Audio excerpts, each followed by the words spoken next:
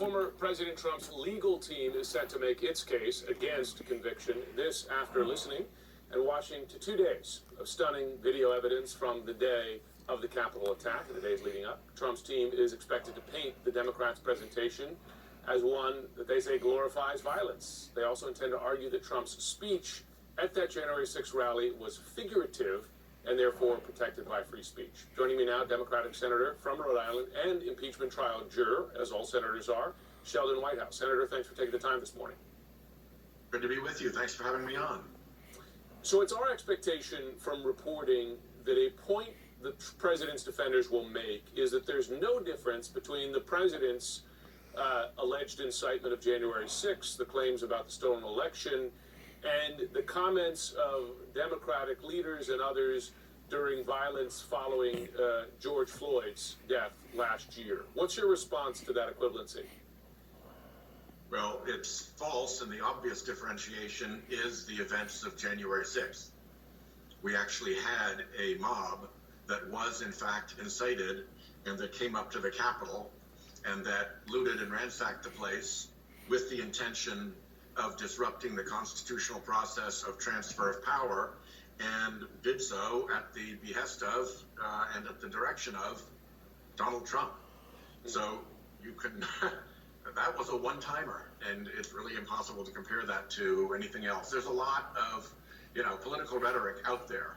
This was different, and the prosecution showed it. It's CNN's reporting that the president's lawyers will only take a fraction of their allotted time to defend the president. Do you believe that's because they think they have a strong case, or because they believe they already have most Republicans in the bag?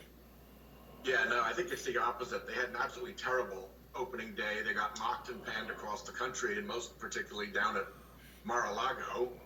And then the masterful presentation by the House managers, which just was a brutal clobbering for the defense. It was really powerfully presented. So what they're now down to is basically having Republican senators who are politically predetermined not to convict.